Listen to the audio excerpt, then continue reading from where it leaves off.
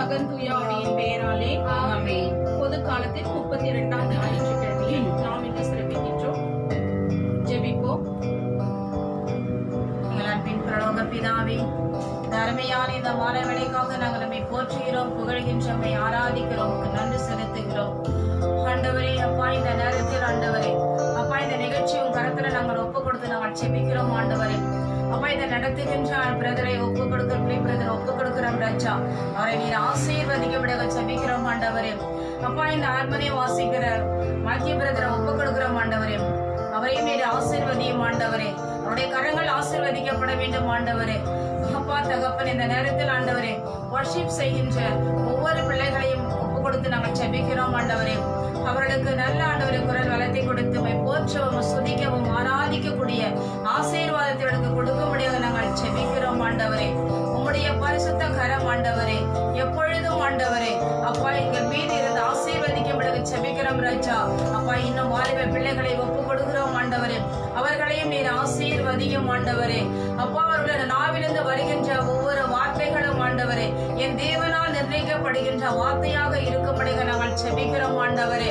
அவருடைய நாவுகள் ஆசீர்வதிக்கப்பட வேண்டும். ஆண்டவரே அப்பா, அவருடைய சிந்தனைகள் ஆசீர்வதிக்கப்பட வேண்டும். ஆண்டவரே அப்பா, அவருடைய வார்த்தைகள் எடுத்து சொல்லும் பொழுது ஆண்டவரே அப்ப கேட்கின்ற ஒவ்வொரு மக்களுடைய உள்ளத்திலும் வேரோடு பாய்ந்து இருக்கின்ற கிருபை தரும்படியாக நாங்கள் செபிக்கிறோம். ஆண்டவரே அப்பா, உடைய வார்த்தை அப்பா, என் வார்த்தை உனக்கு உணவு என்று சொல்லியிருக்கிறேன். ஆண்டவரே ஏசப்பா, உடைய வார்த்தைகளை நாங்கள் கேட்கின்ற பொழுது எங்களுடைய ஆன்மாவுக்கு உணவாக எங்களுக்கு மருந்தாக மாறட்டும். ஆண்டவரே அப்பா, எங்களுக்கு உடலுக்கு மருந்தாகும், ஆன்மாவுக்கு எங்களுக்கு உணவாகும் மாறி நாங்கள் ஒவ்வொருவரும் ஆண்டவருடைய வார்த்தையினால் நாங்களுடைய பலனை நாங்கள் பெற்றுக்கொள்ளக்கூடிய ஆசீர்வாதத்தை ஆண்டவரே அப்பா, எங்கள் வந்திருக்கின்ற எங்கள் அனைவருக்கும், இந்த நிகழ்ச்சியை நடத்துகின்ற பிரதருக்கும், இதை நான் நடத்துகின்ற ஒவ்வொரு வாலிப பிள்ளைகளுக்கும் நீர் ஆசீர்வாதிக்கவே ஆசீர்வதித்து வழிநடத்த வேண்டும் என்று இயேசுவின் கரத்தில் அவனைத்தையும் ஒப்பு கொடுத்து செபிக்கிறோம் எங்கள் ஜீவனுள்ள நல்ல பிதாவே ஆமென். இயேசுவே உம்மை போற்றுகிறோம், உம்மை புகழுகிறோம், உம்மை ஆராதிக்கிறோம், உம்மை கொண்டாடுகிறோம், நன்றி செலுத்துகிறோம்.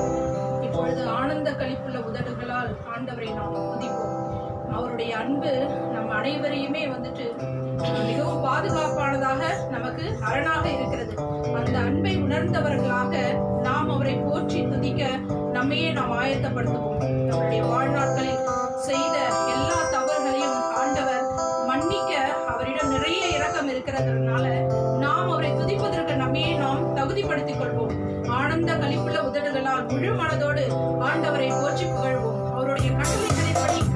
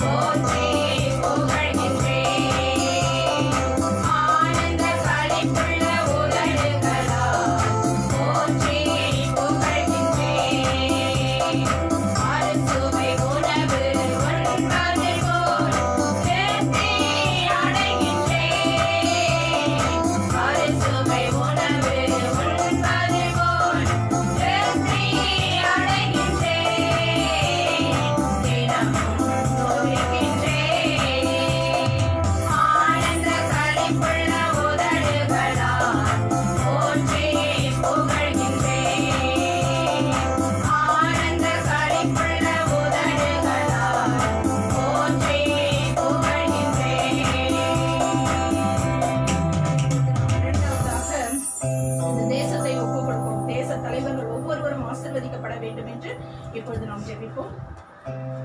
அன்பின் பரலோக தந்தையே, அப்பா, இந்த வேலைக்காக உம்மை போற்றுகின்றோம், புகழ்கின்றோம், ஆராதிக்கின்றோம், உமக்கு கொடான கொடி நன்றி செலுத்துகின்றோம் ஆண்டவரே. அப்பா, எங்கள் தேசத்தை உம்முடைய பாதத்தில் சமர்ப்பிக்கின்றோம் ஆண்டவரே.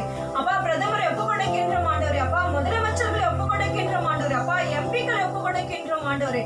அப்பா, எம்எல்ஏக்களை ஒப்புக்கொடுக்கின்றோம் ஆண்டவரே. அப்பா, கார்பரேட்டர்களை ஒப்புக்கொடுக்கின்றோம் ஆண்டவரே. ஆசீர்வதிங்க ஆண்டவரே. அப்பா, லோக்கல் லீடர்ஸ்களை ஒப்புக்கொடுக்கின்றோம் ஆண்டவரே. அப்பா, அரசாங்கத்தில் யாரெல்லாம் ஆளுகை செய்கின்றார்களோ, யாருக்கெல்லாம் என்னென்ன பணி நீர் கொடுத்திருக்கிறீர் ஆண்டவரே. அப்பா, ஒவ்வொருவரையும் நீர் ஆசீர்வதிக்க வேண்டும் என்று ஜெபிக்கின்றோம் ஆண்டவரே. அப்பா, டாக்டர்ஸ்களை ஆசீர்வதிங்க ஆண்டவரே. அப்பா, மிலிட்டரிக்காரர்களை ஆசீர்வதிங்க ஆண்டவரே. அப்பா, போலீஸ்காரர்களை ஆசீர்வதிங்க ஆண்டவரே. அப்பா, ஒவ்வொருவரையும் நீர் தொடுவீராக இன்று ஆண்டவரே. அப்பா, எங்கள் தேசத்தில் ஒரு அற்புதம் நீர் செய்வீராக ஆண்டவரே. உம்முடைய வல்லமை எங்கள் தேசம் முழுவதுமாக ஆண்டவரே அப்பா நடக்க வேண்டும் என்று ஜெபிக்கின்றோம் ஆண்டவரே. அப்பா, உம்முடைய அபிஷேகத்தின் வல்லமை எங்கள் தேசத்தின் மீது ஊற்ற வேண்டும் என்று ஜெபிக்கின்றோம் ஆண்டவரே. அப்பா, நீரே முழுக்க முழுக்க ஆளுகை செய்வீராக. அப்பா, எங்கள் தேசத்தில் பணியாற்றுகின்ற ஒவ்வொருவரையும் அப்பா ஒப்புக் கொடுக்கின்றோம் ஆண்டவரே. ரோட் கிளீன் செய்கின்றவர், குப்பை அள்ளுகின்றவர்களை ஒப்புக் கொடுக்கின்றோம் ஆண்டவரே. அப்பா, ஒவ்வொருவரையும் நீர் தொடுவீராக ஆண்டவரே. அப்பா, அவர்களுக்கு எந்த வியாதிகளும் தாக்காதபடிக்கு அப்பா நீர் பாதுகாத்துக் கொள்வீராக ஆண்டவரே. அப்பா, பிள்ளைகள் சுத்தம் செய்யவில்லை ஆண்டவரே. அப்பா, நாங்கள் எப்படி நடுமாடுவது ஆண்டவரே. அப்பா, நீர் ஆசீர்வதிங்க ஆண்டவரே.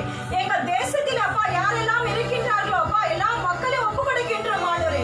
அப்பா, 1,30,00,000 மக்களை ஒப்புக் கொடுத்து ஜெபிக்கின்றோம் ஆண்டவரே. அப்பா, நீரே பாதுகாத்துக் கொள்வீராக. ஒவ்வொரு மக்களையும் நீர் ஆசீர்வதிப்பீராக. உம்முடைய அபிஷேகத்தின் வல்லமை ஒவ்வொரு பிள்ளைகள் மீது ஊற்றப்பட வேண்டும் என்று ஜெபிக்கின்றோம். முழுக்க முழுக்க நீர் மட்டுமே ஆளுகை செய்ய வேண்டும் என்று இயேசு கிறிஸ்துவின் நாமத்தினால் அர்ப்பணித்து ஜெபிக்கின்றோம் எங்கள் ஜீவனுள்ள நல்ல பிதாவே. ஆமென். இயேசுவே, உம்மை போற்றுகிறோம், உம்மை புகழ்கிறோம், உம்மை ஆராதிக்கிறோம், உமக்கு கொடான கொடி நன்றி செலுத்துகிறோம். ராஜா வருவதற்காக நாம் அனைவருமே ஆயத்தமாக இருக்க வேண்டும் என்பது நம்முடைய ஞானத்துக்கு தெரிந்தாலும் நாம் பாவமான உலகில் வாழ்ந்து கொண்டிருக்கிறோம்.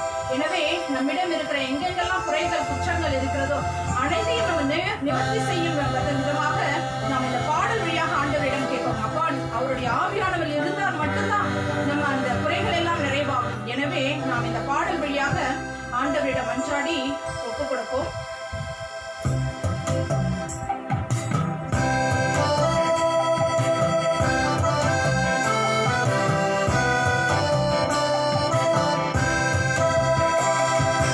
பள்ளங்களெல்லாம் நிரம்பிட வேண்டும், மலைகள்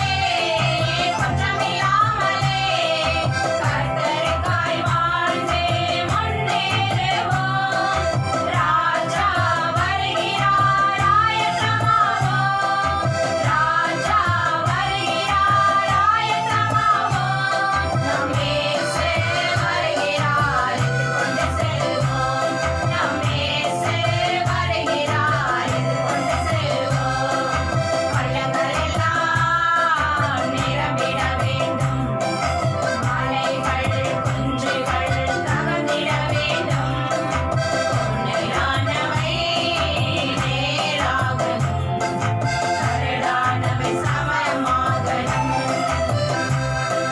அனுதினமும் ஜெபத்தில் வைத்திருப்போம்.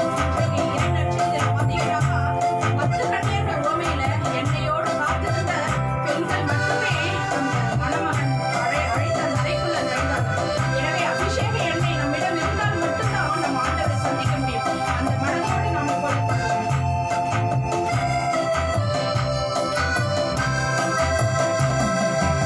அனுதினமும் ஜெபத்தில் விழித்திருப்போம். அபிஷேக எண்ணெயால் நிரம்பிடுவோம். அனுதினமும் ஜெபத்தில் விழித்திருப்போம். அபிஷேக எண்ணெயால் நிரம்பிடுவோம். ராஜா வருகிறார் ஆயத்தமாவோம். ராஜா வருகிறார் ஆயத்தமாவோம். நம் இயேசு வருகிறார் எதிர்கொண்டு செல்வோம். நம் இயேசு வருகிறார் எதிர்கொண்டு செல்வோம். பள்ளங்கள் எல்லாம் நிரம்பிட வேண்டும். மலைகள் குன்றுகள் தகர்ந்திட வேண்டும். கோணலானவை நேராகணும். கரடானவை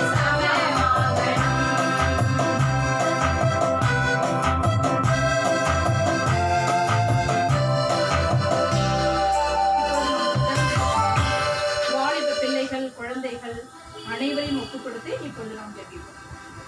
அன்பின் பரலோக பிதாவே, அப்பா தகப்பனே, இந்த வேலையிலே ஆண்டவரே, அப்பா தகப்பனே, ஆவியானவரே, உம்முடைய பிரசன்னம் வல்லமை அப்பா.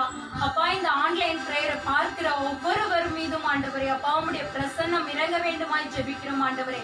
அப்பா இதை பார்க்கின்ற ஒவ்வொரு பிள்ளைகளையும் ஆண்டவரே, அப்பா உமக்கு கனி கொடுக்கிற பிள்ளைகளாக ஆண்டவரே, அப்பா இன்னும் அதிகமாய் ஆண்டவரே, அப்பா விழிப்பாயிருந்து உண்மையே பற்றி கொண்டு வாழுகிற வல்லமை அப்பா நீங்க தாங்க ஆண்டவரே.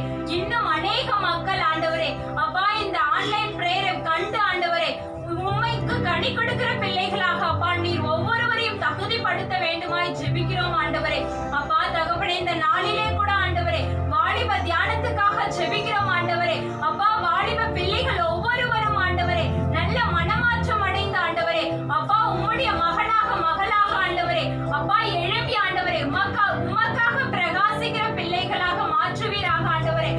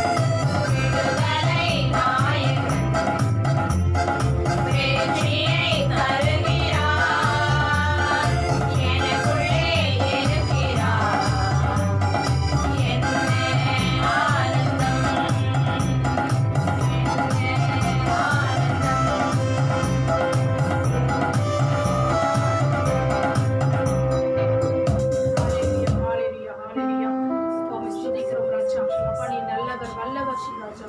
இது ஆண்டவரே இந்த வேலையை தொடர்ந்து ஆண்டவரே அப்பா வாலிப பிள்ளைகளுக்காக அப்பா எடுக்க போகின்ற அப்பா அந்த வார்த்தை பகுதியில் ஆண்டவரே அப்பா உங்களுடைய வல்லமையை ஆண்டவரே நாங்கள் காண வேண்டும் என்று உண்மை நோக்கி நாங்கள் கெஞ்சி மன்றாடுகிறோம். ஆசீர்வதிங்க, தொடர்ந்து பாதுகாத்துக் கொள்ளுங்க.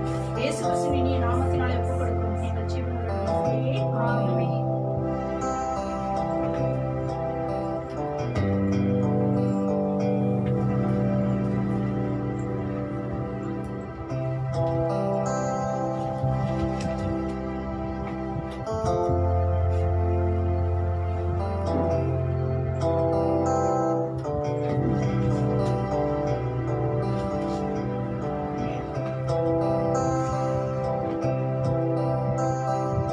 Hallelujah. Praise the Lord. இயேசுவுக்கே புகழ், இயேசுவுக்கே நன்றி. அன்பான வாலிபர்களே, இந்த உன்னதமான மாலை வேளையில் நாம் யாவரும் ஆண்டவரை போற்றினோம், புகழ்ந்தோம், ஆராதித்தோம், அவருக்கு நன்றி செலுத்தினோம். ஆகையால் இப்பொழுது நாம் யாவரும் உன்னதமான வார்த்தையை கேட்க நாம் நம்மளே தாழ்த்தி அர்ப்பணித்து இப்பொழுது நாம் ஜெபத்தோடு ஆண்டவருடைய இறை வாக்கை நாம் கேட்போமாக. யாவரும் கண்களை மூடி நாம் ஜெபம் செய்வோமாக. விண்ணையும் மண்ணையும் உண்டாக்கினவரே, இந்த உன்னதமான மாலை வெளிக்காக உமக்கு நன்றி அப்பா. ஆண்டவரே, நாங்க நிற்பதும் நிர்மூலமாகாததும் அது உம்முடைய சுத்த கிருபை அப்பா. ஆண்டவரே, இன்றைக்கு எங்களுக்கு ஜீவனை தந்து உம்முடைய உன்னதமான உணவை எங்களுக்கு உட்கொள்ள எங்களுக்கு கிருபை தந்தீரே, உமக்கு நன்றி ஆண்டவரே. அப்பா, நீங்க இன்றைக்கு பேச போகிற ஒவ்வொரு வார்த்தையும் ஆண்டவரே, இது கேட்கக்கூடிய ஒவ்வொரு உள்ளங்களில கிரியை செய்யும்படிக்காய் செபிக்கிறோம். பல கனிகளை கொடுக்கக்கூடிய மருந்தாக மாறுபடிக்காய் செபிக்கிறோம் அப்பா. ஆண்டவரே, நீர் அற்புதங்களை செய்யுங்க அப்பா. அதிசயங்களை செய்து நீர் வழி நடத்தும்படிக்காய் செபிக்கிறோம்.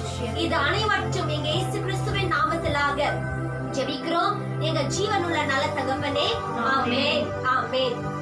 இப்பொழுது அன்பான வாலிபர்களே, இந்த மாலை வேளையில் நாம் யாவரும் இன்றைக்கு நாம் தியானிக்க போகிற தலைப்பு என்னவென்று பார்க்கும் போது, ஆண்டவருடைய அருள் இந்த வாலிப நாட்களில் எப்படி நம்ம ஒவ்வொருத்தருக்கும் இருக்குது என்று இன்றைக்கு நம்ம வாசிக்க போகிறோம். ஆகையால் my dear youth, today we are going to have this retreat on the topic called as the grace of God. As we are the humans in the world, we need the grace of God. Without the Lord's grace, we cannot stand in this world. ஆகையால் பிரியமான வாலிபர்களே, ஆண்டவருடைய கிருபை இல்லாம இன்றைக்கு நாம ஒவ்வொருத்தரும் ஜீவனோடு இந்த உலகத்துல நம்மளால நிற்கவே முடியாது.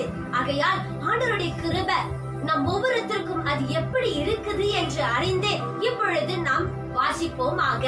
இப்பொழுது 2 கொரிந்தியர் 8ஆம் அதிகாரம் 9ஆம் வசனத்தை நாம் வாசிப்போம். 2 Corinthians chapter 8 verse 9. Let's read now. You know the generous grace You know the generous grace of our Lord Jesus Christ. of our Lord Jesus Christ. Though he was rich, Though he was rich, yet for our sake yet for our sake he became poor, he became poor, so that by his poverty so that by his poverty he could make us rich. he could make us rich. Hallelujah. இந்த உன்னதமான நேரத்தில் நாம் மீண்டுமாக இதை வாசிப்போம். 2 கொரிந்தியர் 8ஆம் அதிகாரம் 9ஆம் வசனத்தை நாம் வாசிப்போம். You know the generous grace You know the generous grace of our Lord Jesus Christ. of our Lord Jesus Christ. Though he was rich, Though he was rich, yet for our sake yet for our sake he became poor. he became poor. He நம் became ஆண்டவர் poor. இயேசு கிறிஸ்துவின் அருள் செயலை நம் ஆண்டவர் இயேசு கிறிஸ்துவின் அருள் செயல்களை அறிந்திருக்கிறீர்களே. அறிந்திருக்கிறீர்களே.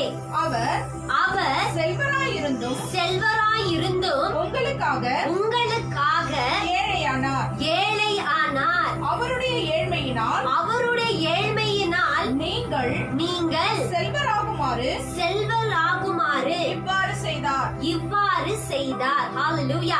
இங்க பாருங்க, இந்த உன்னதமான நேரத்தில் இந்த விசேஷமான வார்த்தையில் ஆண்டவர் என்ன சொல்கிறார் என்று பார்க்கும்போது, ஆண்டவருடைய அந்த கிருபை, அவர் எவ்வளவு ஒரு ரிச்சான ஒரு ஆண்டவர், ஆனால் நம்மளுக்காக அவர் அந்த ஏழ்மை நிலையில் அவர் ஏற்றுக்கொண்டார். A God is a God of rich, of all the wealth and all the riches. But for our sake, he took the poverty, he took the poorness in his body. Therefore, my dear youth, இன்றைக்கு நாம நம்மளுடைய கிருபை எப்படி நமக்கு இந்த கிருபை கிடைச்சது என்று பார்க்கும்போது, ஆண்டவர் செல்வந்தாய் இருந்தும் ஆனா நமக்காக, நம்ம ஒவ்வொருத்தருக்காக, நம்ம ஒவ்வொரு வாலிபர்களுக்காக விசேஷமாக ஆண்டவர் அவர் ஏழ்மை நிலையை அவர் ஏற்றுக்கொண்டார். ஏன் என்று பார்க்கும்போது, நாம பணக்காரா இருக்க வேண்டும். பணக்காரா என்று நினைக்கும் போது சிந்தனையிலும் சொல்லிலும் செயலிலும் நம்மளுடைய ஒவ்வொரு செயல்களிலும் நாம பணக்காரர்களாய் இருக்க வேண்டும். பணத்துல அந்தஸ்துல அல்ல, பணத்திலும் அந்தஸ்திலும் நமக்கு கொடுத்திருக்கிற தாளந்தை வைத்து நம்ம அதை சம்பாதித்துக் கொள்ளலாம். ஆனால் இறை ஆட்சிக்கு நாம செல்ல வேண்டும் என்றால், if we want to go to the kingdom of heaven, we need the riches of knowledge and wisdom of spirituality. So my dear youth, why God became poor for our sake is because we should be redeemed from the sin. That is why he became poor for our sake. இந்த ஒரு கிருபை யாரால கொடுக்க முடியும்? இன்றைக்கு நம்மளுடைய நண்பர்களும் ஆகட்டும், இல்ல நம்ம சுற்றி இருக்கிற ஒவ்வொருத்தரும் ஆகட்டும், நமக்காக அவர்கள் அவங்க எல்லா விதமான சொத்தை எழுந்து உங்களை பணக்கார அவர்கள் வைக்க ஒரு நாளும் அந்த மனசு வராது. ஆனா நம்ம ஆண்டவர் பாருங்க, நாம சந்தோஷமா இருக்க வேண்டும் என்று, நாம வசதியாக இருக்க வேண்டும் என்று, நாம ரொம்ப மகிழ்ச்சியோடு இருக்க வேண்டும் என்று, நல்ல ஒரு மனதோடு நல்ல உணர்ச்சியோடு கிருபையால் நாம் நிலை நிற்கணும் என்று அவர் தாழ்மை உள்ள நிலையில் அவர் ஏற்றுக்கொண்டார். ஒரு ஏழை கோலத்தை அவர் ஏற்றுக்கொண்டு நமக்காக இந்த உலகத்துல அவர் வந்தார். இந்த கிருபை எவ்வளவு ஒரு பெரிதான ஒரு கிருபை ஆண்டவர் கொடுத்திருக்கிறார். ஆகையால் இன்றைக்கு ஆண்டவருடைய கிருபை நம்ம ஒவ்வொருத்தருடைய வாழ்க்கையில என்ன கற்றுக் கொடுக்குது என்று 3 விதமான விசேஷத்தை நாம் பார்க்க போகிறோம். முதல் விசேஷம் என்னவென்று பார்க்கும்போது, the God's grace teaches or brings salvation. ஆண்டவருடைய கிருபை நம்ம ஒவ்வொருத்தருக்கும் மீட்பை அது கொடுக்கின்ற கிருபையாய் இருக்கு. ஹalleluya. ஆண்டவருடைய கிருபை இல்லாம நம்ம யாருமே மீட்பு அடைந்து இருக்க ஒரு நாளும் இயலாது. இப்பொழுது நாம் யாரும் எபேசியர் 1ஆம் அதிகாரம் 7வது வசனத்தை நாம் வாசிப்போம். Ephesians chapter 1 verse 7. We will be reading it. கிறிஸ்து ரத்தம் சிந்தி தம் பலத்திற்கு அருள் பலத்திற்கு ஏற்ப நமக்கு மீட்பளித்துள்ளார். இம்மீட்பால் குற்றங்களிலிருந்து நாம் மன்னிப்பு பெறுகிறோம். Hallelujah. For by the sacrificial death of Christ, we are set free. We are being set free. That is, our sins are forgiven. Our sins are being forgiven. How great is the grace of God. How great is the grace of our Lord Jesus Christ. Amen. Hallelujah. எப்படி நமக்கு இந்த கிருபை கிடைத்தது என்று பார்க்கும்போது, ஆண்டவர் தன்னுடைய ஜீவனையை வெளியேறப்பெற்ற ரத்தத்தை சிந்தி அவர் கொடுத்த அந்த கிருபையில் தான் நாம் இன்றைக்கு மீட்படைந்திருக்கிறோம். இன்றைக்கு வாலிபராய் இருக்கிற நாம ஒவ்வொருத்தரும் நம்ம நினைக்கிறதும் நம்ம செய்கிறோம், நம்ம என்னென்ன ஆசைப்படுகிறோம் அதெல்லாம் நமக்கு கிடைக்குது என்று பார்க்கும்போது, அது ஆண்டவர் கொடுத்த மீட்பு, அது ஆண்டவர் கொடுத்த சுதந்திரம்.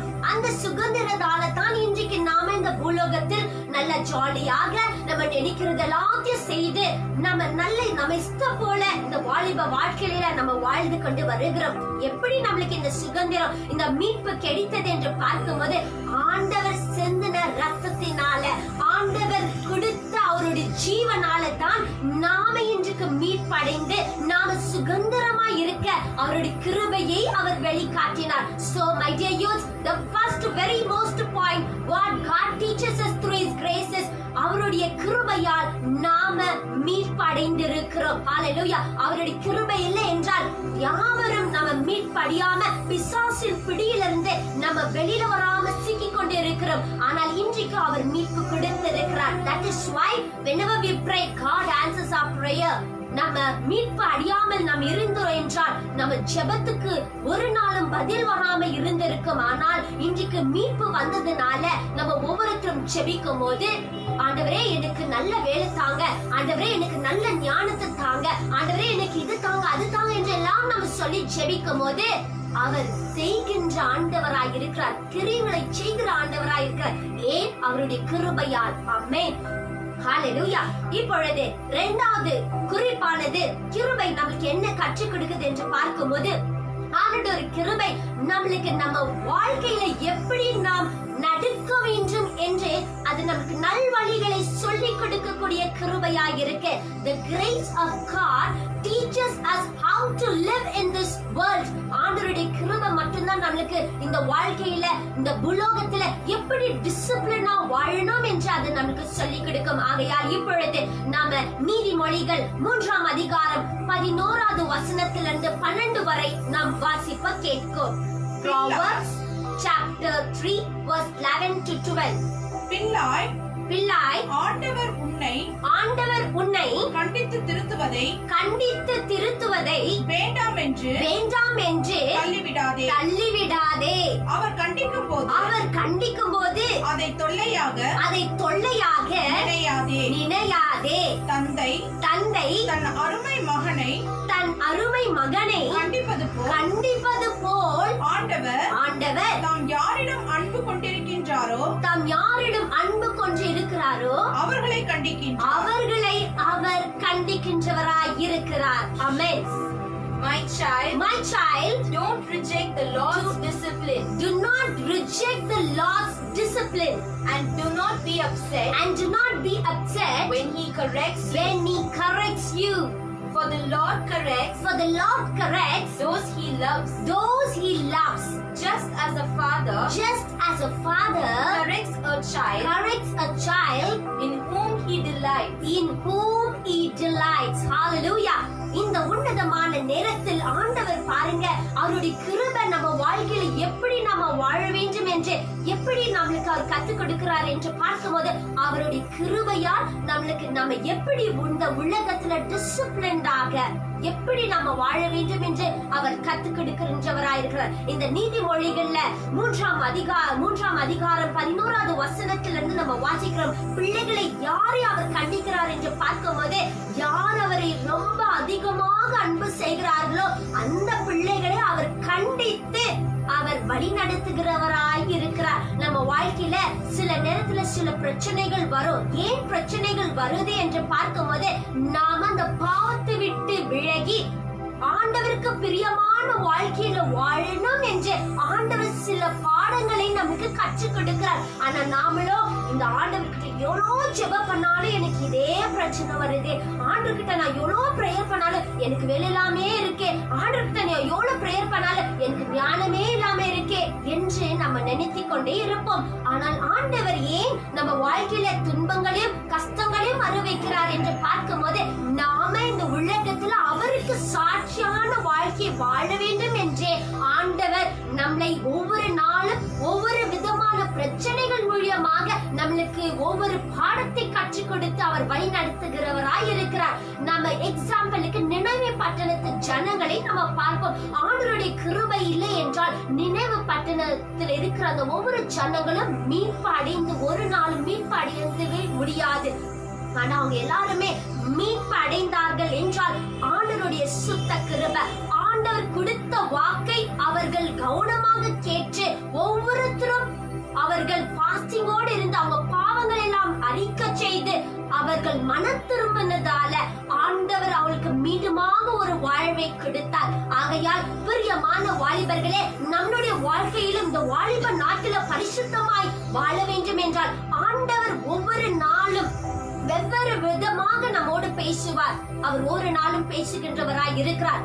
அது தன் பிள்ளைகளுக்கிட்ட அவர் ஒவ்வொரு நிமிடமும் அவர் பேசுகின்றவராய் இருக்கிறார். ஆகையால் ஆண்டவர் பேசும்போது நம்ம கவனமாய் கேட்டு அதன்படி நம்ம நடக்கும் போது அவருடைய கிருபை என்றுமே நம்மளுக்கு நிழல் இருக்கும். ஹல்லேலூயா.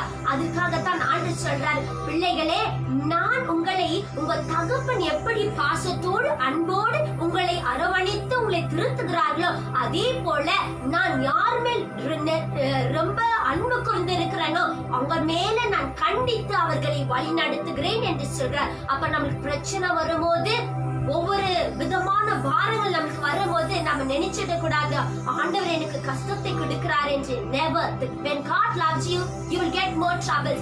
Then you should understand that God is loving me as a child. So my dear youth, today God is telling us how to live, to be disciplined through His grace. மூன்றாவது கடைசியாக ஆண்டவருடைய கிருபை நமக்கு நம்பிக்கையை கொடுக்கிறது.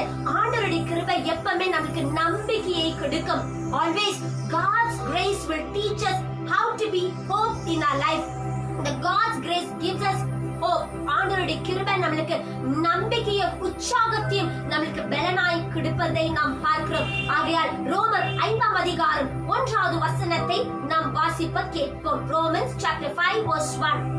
Now that we have been put right Now that we have been put right with God through faith, with God through faith, we have peace with God through our Lord Jesus Christ. through our Lord Jesus Christ.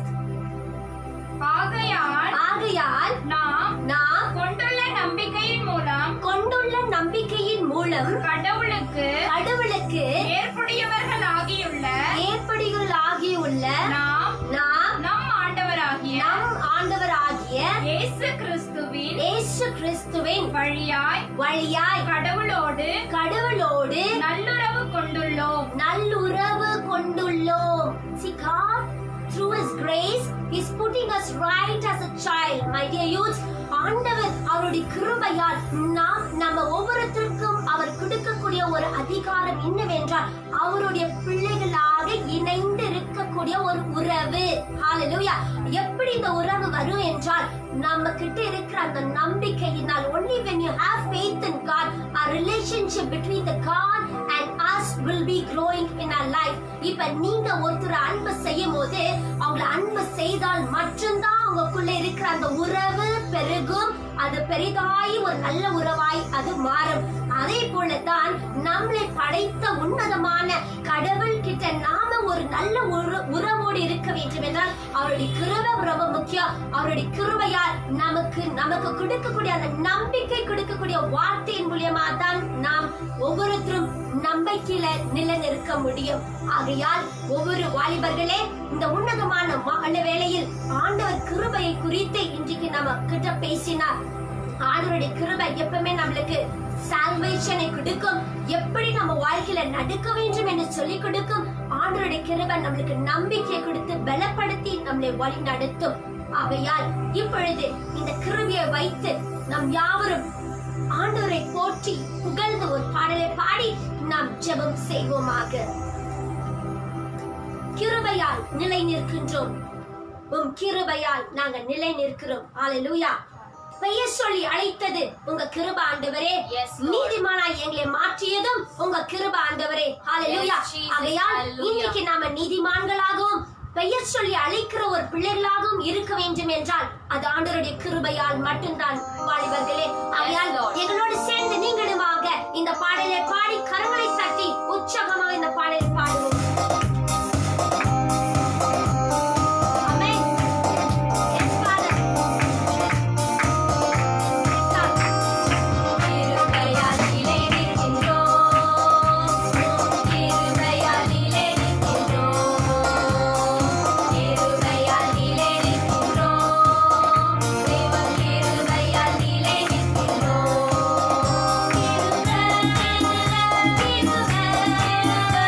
கிருபை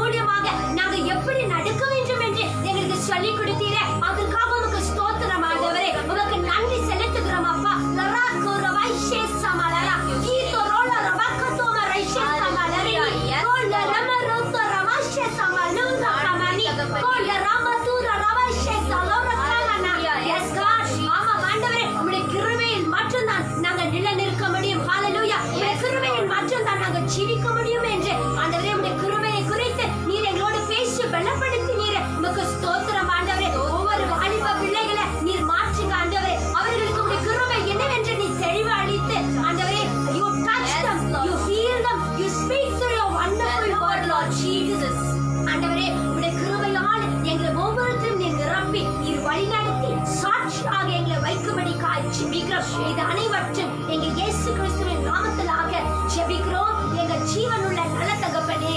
ஆமென், ஆமென், ஹல்லேலூயா. இப்பொழுது நாம் யாவரும் உன்னதமான வார்த்தையை நாம் கேட்போமாக.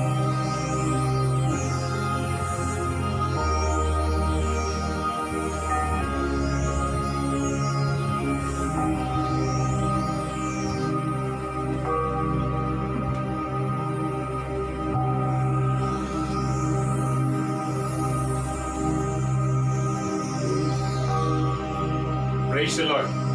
இயேசுவில் அன்பான இறைமக்களே, ஆண்டவராகிய இயேசுவின் பெயரால் உங்கள் அனைவரையும் வாழ்த்தி வரவேற்கின்றோம்.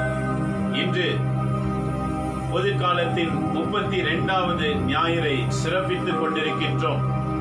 பலர் காலமே திருப்பலி சென்றிருக்கலாம், சிலர் மாலையிலே செல்ல தீர்மானித்து செல்ல முடியாமல் போயிருக்கலாம். இருந்தாலும் இன்றைய நிகழ்வுகள் நம் அனைவருக்கும் ஒரு விஷயத்தை மட்டுமே சொல்லுகின்றன. அது என்ன? ஞானம், விஸ்டம். ஒருவருக்கு ஞானம் இல்லை என்று சொன்னால் அவர்களை பலர் ஏளனமாக பார்ப்பார்கள், ஏளனமாய் சிரிப்பார்கள், ஏளனமாய் நினைப்பார்கள், அறிவு இல்லாதவர்கள் என்று கேள்வி கேட்பார்கள். கொஞ்சமாவது புத்தி இருக்கிறதா என்று கேட்பாங்க. Do you have sense? அப்படின்னு திட்ட ஆரம்பிப்பாங்க. உனக்கு அறிவு இருந்தா இந்த மாதிரி செய்வியா என்று கேட்க ஆரம்பிப்பாங்க. ஆக இன்றைக்கு நம்முடைய வாழ்க்கையில ஞானம் என்பது மிக மிக அவசியம். இந்த ஞானத்தை புகழ்பெற்ற சாலமோன் ஞானி மிக அருமையாக வாக்குகளை சொல்லுகின்றார். இன்றைக்கு முதல் வாசகத்தில, இன்றைய முதல் வாசகத்தில விஸ்டம், சாலமோனின் ஞானம், அதிகாரம் 5 12 16 வரைக்கும் வாசிக்கின்றோம். அதிகாரம் 6 12 16 வரைக்கும், chapter 6 verses 12 to 16. இப்போது நாம 12வது வாக்கியத்தை வாசிக்கும் போது என்ன சொல்றார் பாருங்க. சாலமோன் ஞானி, ஞானத்தை பெற்றவர், இந்நாள் வரைக்கும் சாலமோனை நினைக்காதவர்கள் எவரும் இல்லை. ஏன் அவருக்கு அவ்வளவு பெரிய ஞானம் கிடைத்தது? ஆண்டவருக்கு கீழ்ப்படிந்ததினாலே இறைவன் அவருக்கு கொடுத்த பாக்கியம். ஏனெனில் சாலமோன் கடவுளத்திலே செல்வத்தை கேட்கவில்லை, சுகத்தை கேட்கவில்லை, சௌகரியத்தை கேட்கவில்லை, தனக்கு தேவையானது ஒன்று கூட கேட்கவில்லை. கடவுளத்திலே சென்று என்னை அரசனாக மாற்றிவிட்டீரே, இந்த அரசவையிலே ஒரு மக்கள் கூட அநியாயமாய் தீர்ப்பிடப்படக்கூடாது, அனைவரும் சரியான தீர்ப்பிடப்பட்டு எல்லாருமே மகிழ்ச்சியாய் திரும்ப வேண்டும். ஆகவே இறைவா, எனக்கு ஞானத்தை தாரும், அரசை ஆள்கிற ஞானம் எனக்கு வேண்டும் என்று சாலமோன் கேட்டார். ஆகவே கடவுள் என்ன செய்தார்? அவருக்கு ஞானத்தை கொடுத்தார். என்ன சொல்லி கொடுத்தார்?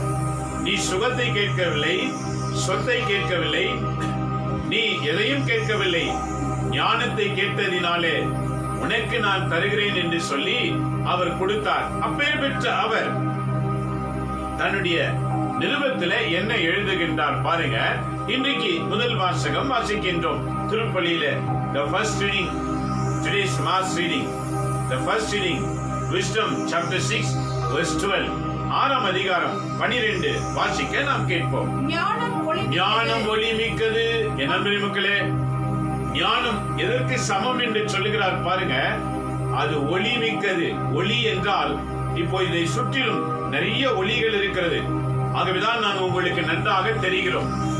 திடீரென்று மின்சாரம் போயிடுச்சுன்னு வச்சுக்கோங்க, நாங்க உங்களுக்கு தெரியவே மாட்டோம். ஆக இங்கு முதல் வாசகத்தில் என்ன உரைக்கிறார் பாருங்க. ஞானம் என்பது அது ஒளியை போன்றது. அனைவரும் காண முடியும், அனைவரும் தேடி வருவார்கள். ஞானம் எங்க இருக்கின்றதோ அங்கு தேடி வருவார்கள். ஏனெனில் அங்கு வெளிச்சம் இருக்கிறது. அது இருளை அகற்றக்கூடியது, ஒளிமயமானது. சாலமோன் சொல்லுகின்றார் பாருங்க, ஞானம் என்பது அது ஒளிமயமானது, வெளிச்சத்தை கொடுக்கும். ஒருவருக்கு அறிவு கிடைத்தால் அவங்களுடைய அறிவு திறமைகள் அனைத்துமே மற்றவருடைய கண்களை பறிக்கிறது போல இருக்கும். அவங்க செய்கிற செயல்கள், அவங்க பேசுகிற பேச்சு, அவங்க உடுத்துகிற உடை, எல்லாவற்றிலும் ஞானம் வெளிப்படும். ஞானம். இதை கேட்டுக்கொண்ட அன்புடைய மக்களே, இன்றைய முதல் வாசகத்துல எவ்வளவு அருமையாக தொடங்குகிறார் பாத்தீங்களா? ஞானம் ஒளிக்கு சமமாய் இருக்கிறது. அது என்ன செய்யும்? அடுத்த வாக்கு, மங்காதது. அது மங்காது என்னைக்குமே. சூரியன் என்றைக்காவது மங்கிறது பாக்குறீங்களா? ஒரு மேகம் அப்படியே கவர் பண்ணா கூட ரொம்ப நேரம் முடியாது. அந்த பவர் அப்படியே இருக்கும். The same power, it won't reduce the power. The mean way, one person receiving the wisdom, that will be flourish like a light. அது ஒளி போல பிரகாசித்துக் கொண்டே இருக்குமா? அது மங்காது. ஏன்னா அது ஞானம் குறையாது, இன்னும் பெருகிட்டு தான் இருக்குமே தவிர குறையாது, மங்காது. அடுத்து, அதற்பால் அன்பு கூர்வோர், அதற்பால் என்றால் அதை நாடுவோர் அதை எளிதில் கண்டு கொள்வர். அதை ரொம்ப ஈஸியா கண்டு கொள்ளலாம். ஞானம் வேண்டும் என்று சொல்லி நாம் எல்லாருமே எங்கு கிடைக்கிறது என்று தேடி செல்ல வேண்டிய அவசியம் இல்லை. ஞானம் என்பது எஜுகேஷன்ல இல்ல. ஞானம் என்பது கடவுளிடத்தில் இருக்கிறது. அதை தேடி செல்ல வேண்டிய அவசியம் இல்லை. இதுதான் சாலமோன் நீதிமொழிகள் புத்தகம் எழுதும்போது முதல் அதிகாரத்திலே 1வது வாக்கியத்திலே சொல்லுகிறார். அது எப்படி அடையலாம்? நீதிமொழிகள் chapter 1 verse 7, நீதிமொழிகள் 1:7 வாசிக்கும் போது எவ்வாறு சொல்லுகிறார் பாருங்க. சாலமோன் எழுதும் போது, ஆண்டவரிடம் கொள்ளுகிற அச்சமே ஞானத்தின் தொடக்கமாய் இருக்கின்றது. ஆக ஞானத்தை தேடி எங்கு செல்ல வேண்டாம். அது எந்த இடத்திலும் கிடைக்கக்கூடியது. அது எங்கு கிடைக்கும்?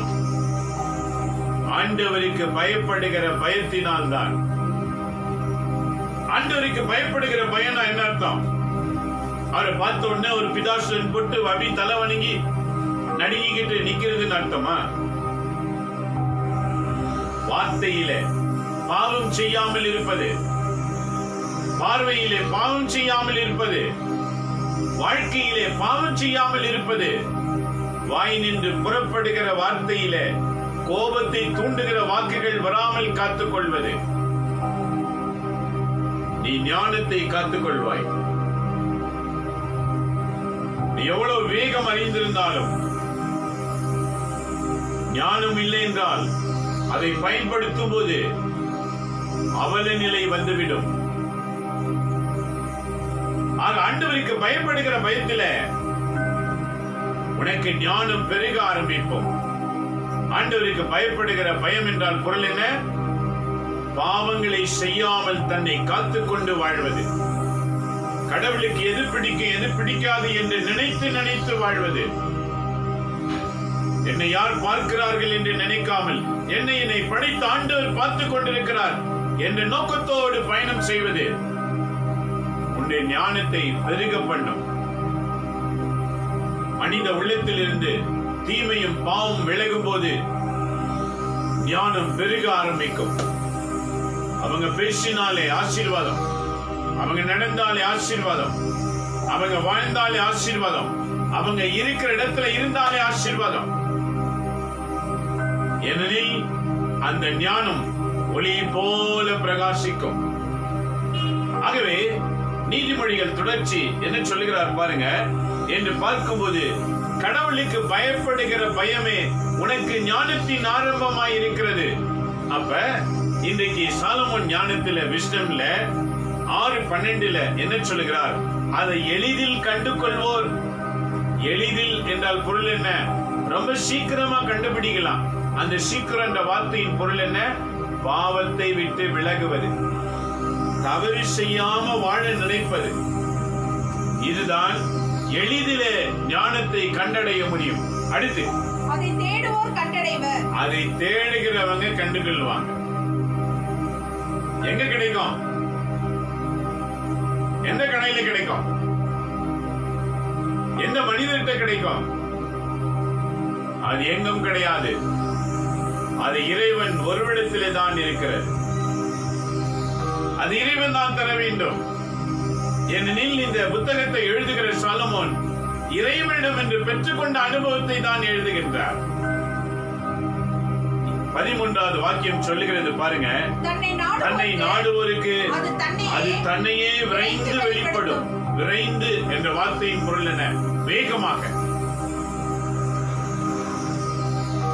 அதை தேடுவோர். என் நண்பரே மக்களே, நம்ம வாழ்க்கையில இதை நாம் கண்டடைய வேண்டும். கிறிஸ்தவர்கள் அனைவருமே அறிவற்றவர்களாக இருக்கக்கூடாது, அறிவில் சிறந்தவர்களாய் இருக்கணும். தீமைக்கு உடந்தையாயிருந்தால் அறிவு இருக்கும், ஆனா அது உன்னை அசிங்கப்படுத்தும். நீ நன்மைக்கு உடந்தையாயிருந்தால் அறிவு இருக்கும், உன்னை பெருமைப்படுத்தும். ஆக அசிங்கப்பட்டு வாழ்கிற வாழ்க்கை எல்லாம் ஞானத்தின் வளர்ச்சி அல்ல. அவமானப்படாமல் கௌரவமாக வாக்கை கடைபிடித்து வைராக்கியமாய் வாழும்போது நம்முடைய ஞானத்தின் ஒளி அநேக பார்வைக்கு தெரியும்படி ஆண்டவர் உயர்த்த வல்லவராயிருக்கின்றார். இதான் இன்றைய முதல் வாசகம். எப்படி அழைக்கிறது பாருங்க, அதை நாடி தேடுவோர், அதை நெருங்குகிறவர்கள் உடனே அதை பெற்றுக் கொள்வார்கள். என் நண்பரே மக்களே, ஆக இன்றைக்கு நாம் எதை அறிந்து கொள்ள வேண்டும்? ஞானம் மிக அவசியம். ஏன் சொன்னீங்கன்னா, நாம எந்த இடத்துல போனாலும் பாருங்க, வாயால தான் கெடுது வாழ்க்கை. தவக்கல பாருங்க, தவக்கல எதான கெடுமா? தான் வாயால கெடுமா. ஏன் சொல்லுங்க? அது பேசாம அதால இருக்கவே முடியாது, அது கத்தாம இருக்க முடியாது. இது எப்ப கத்தும், இத பிடிக்கலான்னு பாம்பு காத்துக்கிட்டே இருக்கும். அப்படியே மெதுவா வந்து காத்துக்கிட்டு இருக்கும். இந்த தவக்கலை என்ன செய்யும்? எங்க நம்மளை பிடிச்சு சாப்பிடுமோன்னு வாயை திறக்காம அடிக்கிட்டே இருக்கும். ஆனா அதால இருக்க முடியாது. அப்படின்னு வாய் திறந்த உடனே அது லவுக்குன்னு தின்னுடும். இன்னைக்கு இந்த மாதிரிதான் மனிதர்கள் வாயில விழுகிறீங்க, அடுத்தவங்க வாழ்க்கையில விழுறீங்க, அடுத்தவங்க பிரச்சனையில விழுறீங்க, அடுத்தவங்க கதைகளை சிந்தனையில போட்டு உங்களையே குழப்பிக் கொள்றீங்க. இது ஞானமற்ற செயல். உன்னுடைய ஞான வளர்ச்சிக்கு நீங்க ஆண்டவரோடு இணைந்து வாழ வேண்டும் என்று கற்றுக் கொடுக்கின்றார். ஆகவே ஞானமற்ற செயலை செய்து அவமானப்படாமல் ஞானமுள்ள செயல்களை செய்து ஆண்டவருக்கு பெருமை சேருங்கள் என்று சொல்லிக் கொடுக்கிறதை நாம் கருத்தில் கொள்ள வேண்டும். ஏன் தெரியுமா? ஏன் ஞானம் பெற்றிருக்க வேண்டும்? ஞானம் இல்லை என்றால் கடவுளுக்கே நாம் பிரயோஜனம் உள்ளவர்களாய் இருக்க மாட்டோம். மனிதர்களை ஒரு புறத்தில் விட்டாலும் நாம் வணங்குகின்ற கடவுளுக்கே நாம் பிரயோஜனமற்றவர்கள். ஞானம் இருந்தால்தான் அவருடைய ராஜ்யத்துக்கே போக முடியும். இன்றைக்கு நற்செய்தி பகுதியை நாம் வாசிக்கின்றோம். In today's gospel reading 25ஆம் அதிகாரம் மத்தேயு நற்செய்தி 25ல 1ல இருந்து நாம் வாசித்திருக்கின்றோம். என்ன உரைத்தார் 1ல இருந்து அப்படின்னு நீங்க பாத்தீங்கன்னா, அந்நாளில் விண்ணரசு எவ்வாறு இருக்கும் என்பதை பின்வரும் நிகழ்ச்சி வழியாக விளக்கி சொல்லலாம். என்ன விளக்கலாம்? மணமகன் எதிர்கொள்ள மணமகளின் தோழியர், ஒரு மணமகனை எதிர்கொள்வதற்கு, அதாவது வரவேற்பதற்கு மணமகளின் தோழிகள் 10 பேர் தங்கள் விளக்குகளை எடுத்துக்கொண்டு புறப்பட்டு சென்றார்கள். இந்த ஓமை எல்லாருக்கும் நல்லாவே தெரியும், பல முறை கேட்டிருப்பீங்க. 10 பேர் பயணித்தார்கள். இதில் 5 பேருக்கு ஒரு பெயர் உண்டு, 5 பேருக்கு இன்னொரு பெயர் உண்டு. முதல் 5 பேருக்கு அறிவிலிகள் என்று பெயர் உண்டு. அடுத்த 5 பேருக்கு முன்மதி உள்ளவர்கள் என்று பெயர் உண்டு. இந்த 10 பேரை பிரிக்கிறாங்க பாருங்க. 10 பேரும் ஒன்னாதான் போனாங்க, 10 பேரும் ஒருவரை அழைக்க தான் போனாங்க, 10 பேரும் ஒரே சேவையை தான் போனாங்க. ஆனால் பிரிக்கப்படுகிறார்கள். 5 பேருக்கு அறிவிலிகள் அப்படின்னா ஞானமற்றவர்கள், புத்தி இல்லாதவங்க அப்படின்னு அர்த்தம். இன்னும் 5 பேருக்கு முன்மதி உள்ளவர்கள் அப்படின்னா என்ன அர்த்தம்? முன்னுதவி. இன்னைக்கு எல்லாருக்கும் தெரியும், எங்க போனாலும் முன்னுதவி செய்யணும், முன்னுதவி செய்யணும் அப்படின்னு நோக்கத்தை எழுப்புகிறதை நாம் பார்க்கிறோம். முன்மதி உள்ளவர்கள். முன்மதி என்றால் என்ன? பிரச்சனை வருத்துக்கு முன்னால அதுக்காக தயாராக இருப்பது. ஆக நடந்தது உபவம் பாருங்க என்ன சொல்லுகிறார். அதில் 5 பேர் அறிவுள்ளவர்கள், 5 பேர் அறிவு இல்லாதவர்கள். ஆக நடந்தது என்ன? வரவேண்டிய மணவாளன் தாமதித்தார். 10 பேருடைய விளக்குகளும் அணைந்து போய்விட்டது. இவர்களும் தூங்கிவிட்டார்கள். திடீரென்று சத்தம் கேட்டது. எழுங்க எழுங்க, மணவாளன் வருகிறார். அவங்க எழுந்து பார்த்தாங்க, விளக்குகள் அணைந்திருக்கின்றன.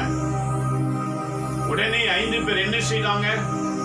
ஐயோ, நல்ல வேளை, இன்னும் கொஞ்சம் எண்ணெயை நான் கொண்டு வந்தேன் என்று உடனே ஊற்றினார்கள், மெழுகேற்றினார்கள்.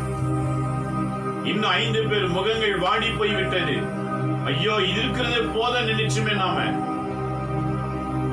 இப்ப நம்ம விளக்கு எப்படி எரிய வைக்கிறது என்று அவங்களுக்கு ஒரு ஆலோசனை தோன்றினது. இவங்க கிட்ட கொஞ்சம் கடன் கேட்கலாமே. கடன் கேட்டப்ப அவங்க சொல்லிட்டாங்க, இருக்கிறது எங்களுக்கே ஒரு வேலை 10 கஷ்டாயிடும், அதனால ஒரு வேலை பண்ணுங்க, இப்பதான் வராருன்னு சொல்லி இருக்கிறாங்க, நீங்க வேணா போய் வாங்கிட்டு வந்துருங்க. அவங்களும் யோசிச்சாங்க, ஆமா இவர் வராரு வராரு, நம்ம அவ்வளோ நேரமா காத்து நின்றோம், ஆக இப்பதானே வராருன்னு சொல்லி இருக்கிறாங்க, போயிட்டு வாங்கிட்டு வந்துடலாமே. புறப்பட்டார்கள். அந்த கேப்பிலே மணவாளன் வந்தார், உள்ளே சென்று விட்டார். அவங்க உள்ளே சென்றதும் மீதி 5 பேர் வந்தாங்க. முக்கியமான நிகழ்ச்சி இது.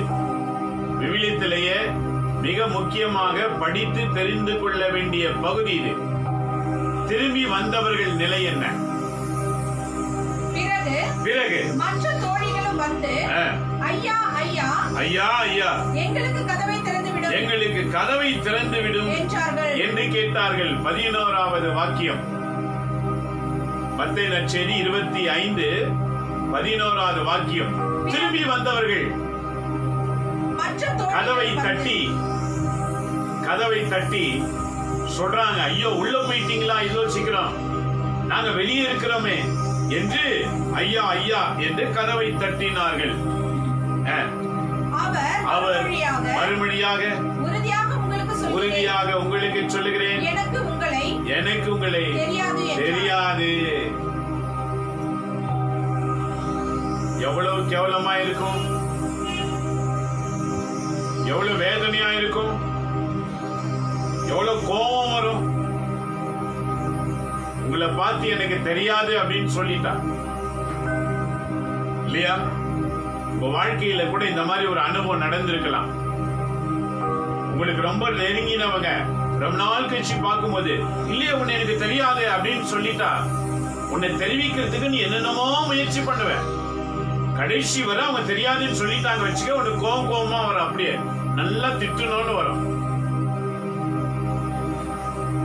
நண்பரே மக்களே, உள்ளே இருந்து ஒரு செய்தி கேட்டது, நான் வரும்போது நீங்கள் யார் என்று எனக்கு தெரியாது.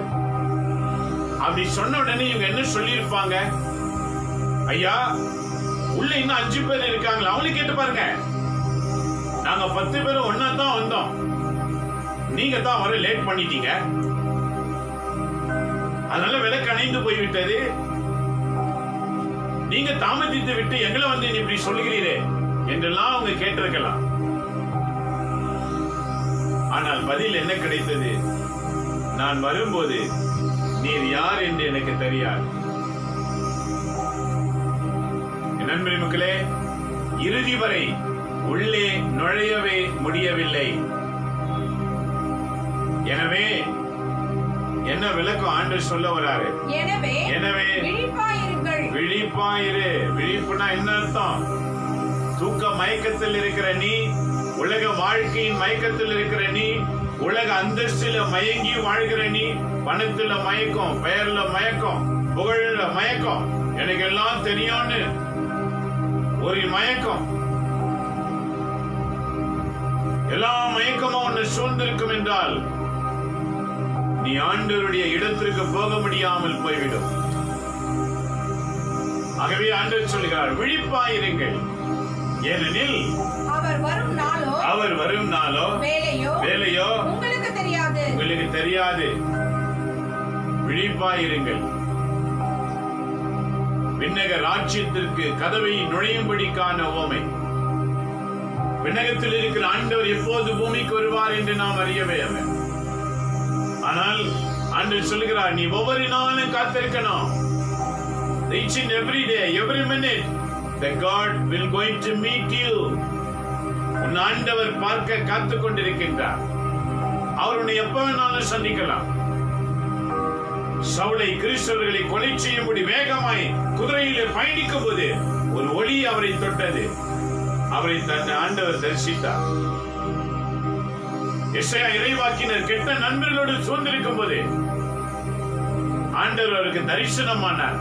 தரிசனமான அந்த தரிசனத்தை எசையா சொல்றார், ஐயோ நான் அழிந்து போய்விட்டேன், எனக்கா தரிசனம் கொடுக்கிறீர்?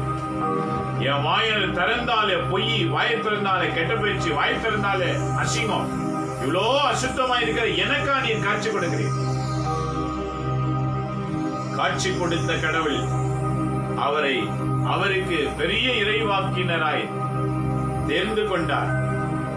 இயேசுவின் பிறப்பின் செய்தியே இந்த பாவத்திலே வாழ்ந்த எசையா இறைவாக்கினருக்கு தான் வெளிப்பாடு கிடைத்தது.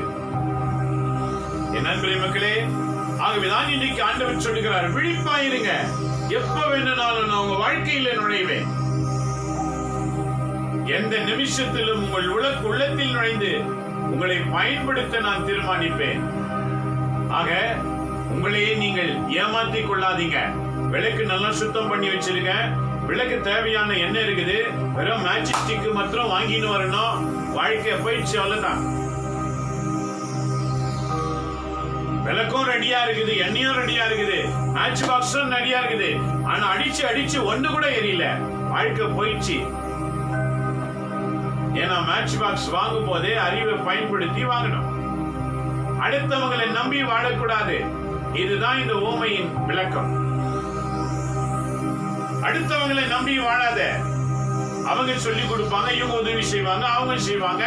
நம்பி வாழாத. இயேசு ஒருவரை நம்பி வாழ். உடைய ஞானம் அநேகருக்கு பயன்படும். அதுதான் சாலமன் சொன்னார், ஞானம் ஒளிக்கு சமமாய் இருக்கிறது. அந்த ஒளி என்பது எப்படி வெளிச்சத்திலே கருப்பா இருக்கிறவர்களை கூட வெளிச்சம் போட்டு காட்டுகிறதோ அதுபோல ஞானம் உன்னை மக்கள் மத்தியில உயர்த்தி வைக்கும். அந்த ஞானம் பெற வேண்டும் என்றால் விழிப்பா இருக்கணும், தயாரா இருக்கணும். வருமுன் காப்போம் என்ற ஞானத்தோடு வாழ கற்றுக்கொள்ள வேண்டும். இதற்கு 2ஆம் வாசகம் பதில் சொல்லுகின்றது. 2ஆம் வாசகம் இன்றைக்கு வாசித்து பாருங்க. மரணத்தை குறித்தின செய்தி. என்ன மரணம் அப்படின்னு நீங்க பாத்தீங்கன்னா விளக்கம் சொல்லி பாருங்க.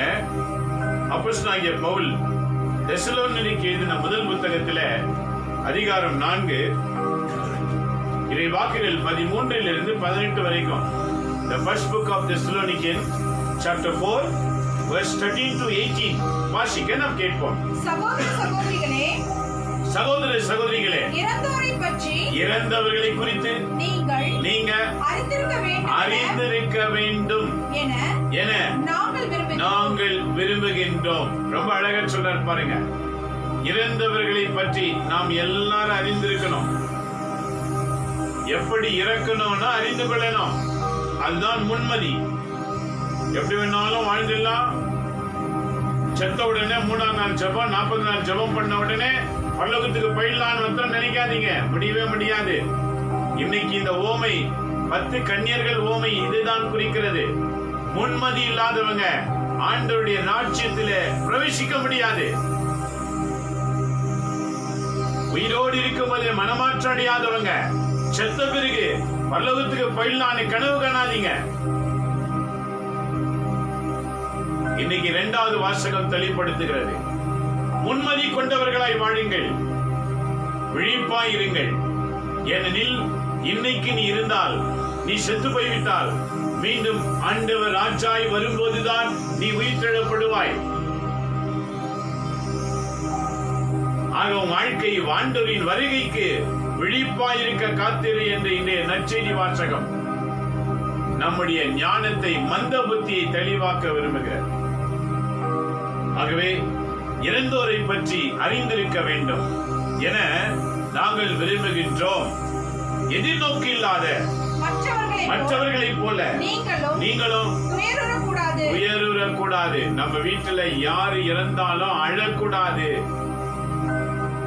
முடியுமா? முடியாது. நல்லா தலை விரிச்சு போட்டு வாடணும், நல்லா உருண்டு பிறண்டு அழுணும். அப்பதான் பாருங்க, ஐயோ என்ன பாசம் இவங்களுக்கு, இந்த மாதிரி அழுறாங்களே. அதுல சில எதிராளிங்க இருப்பாங்க. இதுதான் அவங்களுக்கு சான்ஸ். ஒப்பாரி வைக்கிற எதிராளிங்க ஒப்பாரி வைக்குவாங்க. பாத்துக்க, அவங்க பார்த்த நாள்ல இருந்து என்னெல்லாம் செஞ்சாங்களோ அதெல்லாம் சொல்லிடுவாங்க. என்ன திட்டினியே, அப்பதான் ராம இழுப்பாங்க. அப்படியே எல்லாரும் காதுக்கு வந்து கேட்கணும், இந்த மனுஷன் உயிரோடு இருக்கும்போது என்னெல்லாம் பண்ணாரு எல்லாருக்கும் தெரியணும். என்ன எப்படி எல்லாம் திட்டினிய, என்ன எப்படி எல்லாம் அடிச்சிய, என்ன எப்படி எல்லாம் பண்ணிய, அதனால நான் உன்னை பார்க்க வந்திருக்கிறேனே, எழுதிடு எழுதிடு. இன்னைக்கு 2வது வாசகம் அறிவை உணர்த்துகிறது. நம்பிக்கையற்றவர்களைப் போல நீங்க வாழக்கூடாது. நண்பரே மக்களே, எவ்வளவு அழகா சொல்றாரு பாருங்க. எதிர்நோக்கு இல்லாத மற்றவர்களைப் போல நீங்க துயரக்கூடாது. நீங்க நான் யாரு? கிறிஸ்தவங்க. நண்பரே மக்களே, நீங்க என்றால் கிறிஸ்தவர்கள். கிறிஸ்தவர்கள் மற்றவர்களைப் போல இறப்பை குறித்து அழக்கூடாது. ஏன் அழக்கூடாது? அடுத்த வாக்கு, இயேசு இறந்து உயிர்த்தெழுந்தார் அல்லவா என நாம் எல்லாரும் நம்புறோம். கிறிஸ்தவங்க எல்லாரும் நம்புறோம். இயேசு மரித்து மண்ணோடு மண்ணாயும் போகவில்லை, மீண்டும் மண்ணில் இருந்து உயிர்த்தெழுந்தார். இது உலகமே நம்புகிறது. இதுதான் உண்மை. இன்றைக்கு உலகத்திலே எல்லா மகான்களுடைய கல்லறைகள் மூடப்பட்டு இருக்கிறது. இயேசு ஒருவருடைய கல்லறை தான் திறக்கப்பட்டிருக்கிறது. அவர் இங்கு இல்லை, உயிர்த்து விட்டார்.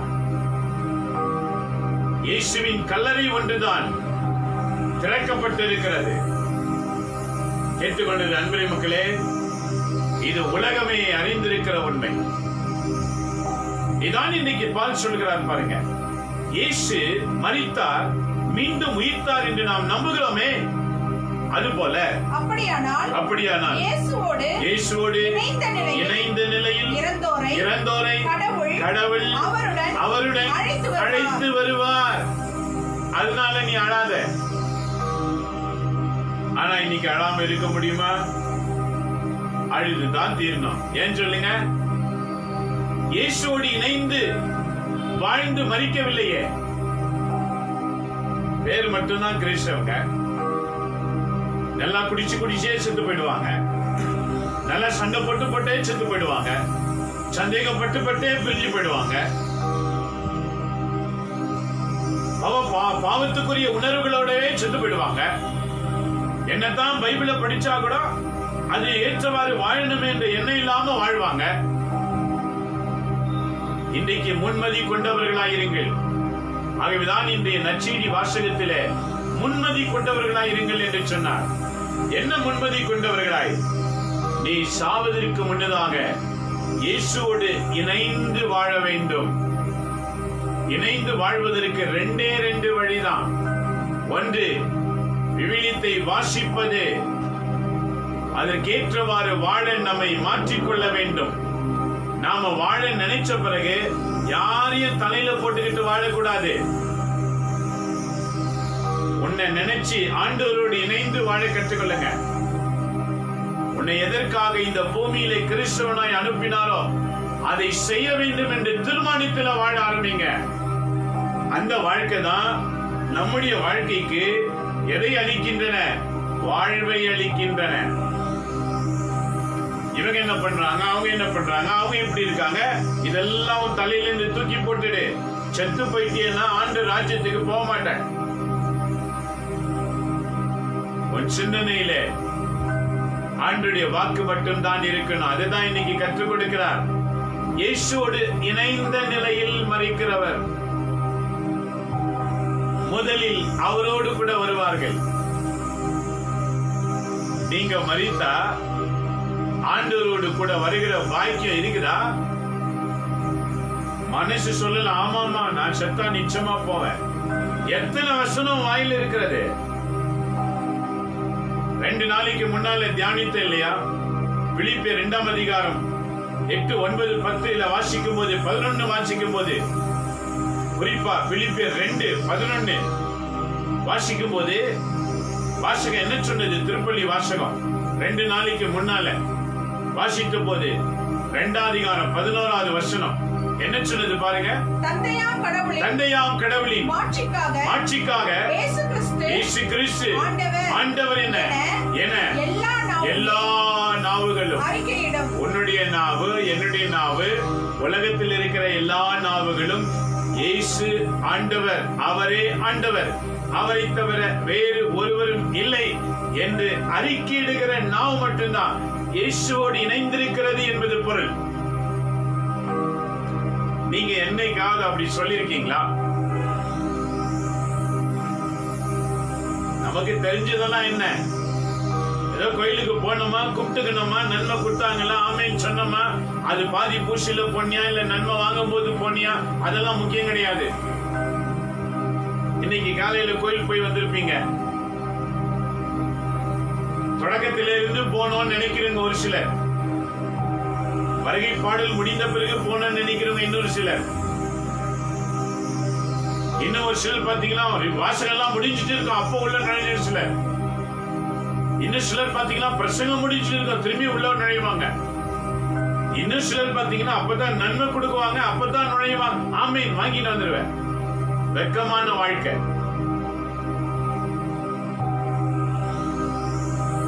இன்றைக்கு நானும் ஆலயம் சென்றிருந்தேன். அங்கு ஆலயத்திலே முதல் வாசகத்தை தவறிவிட்டேன். ஆக இருந்து 2வது திருப்பலியும் கண்டு முழுமையாக வெளியே வந்தேன். ஏனெனில் நமக்கு கற்றுக் கொடுத்த ஞானோபதேசம் கடந்த நாட்களில் முழு பூசை காண்பது அவசியம். துண்டு பூசை கிடையாது, பாதி பூசை கிடையாது. நீங்கெல்லாம் கிறிஸ்துவோடு இணைந்திருக்கிறீர்கள் என்று எப்படி சொல்ல முடியும்? கிறிஸ்துவோடு இணைந்திருக்கிறவர்கள் முன்மதி கொண்டவர்களாய் இருப்பார்கள். எவரும் குறை சொல்லாதவாறு நடந்து கொள்ளுகிறவர்களாக இருப்பார்கள். இதைதான் இன்றைக்கு ஆண்டவர் அறிவுறுத்துகின்றார். முன்மதி கொண்டவர்களாயிருங்கள். ஆண்டவரோடு இணைந்த நிலையில் மரிக்கிறவர்கள் தான் இயேசு வரும்போது அவர் கூட வருவார்களாம். நம்ம முன்னோர்கள்லாம் செத்திருக்காங்களே, வருவாங்களா? அவங்க செயல்பாடு எப்படி இருந்தது? நல்லா குடிக்கணும், நல்லா சண்டை போடணும், நல்லா ஜாலியா இருக்கணும், இல்ல குடியில நல்லா ஜாலியா இருக்கணும். ஆனா இயேசு ஆண்டவர் என்று அறிக்கையிட்டு இருக்காங்களா? 2000 ஆண்டுகளுக்கு மேல் இந்த வாக்கானது பூலோகம் எங்கிலும் பரவிக்கொண்டே இருக்கிறது. இந்த திருவிவிலியம் வீட்டில் இருக்கிறது, படிக்க முடியுதா? நண்பர்களே, மக்களே, முன்மதி கொண்டவர்களாய் இருங்கள் என்று இன்றைக்கு ஆண்டவர் சொன்ன காரணம் அர்த்தம் என்ன? அர்த்தம் என்ன? கடவுள் வாக்கை அறிந்து கொள்ளுங்கள், அதற்கு ஏற்றவாறு வாழுங்கள், அப்போதுதான் அவருடைய ராஜ்யத்துக்கு நுழைய முடியும். கடவுள் வாக்கை அறிந்து கொள்ளாமல் விருப்பம் போல வாழ்ந்துவிட்டு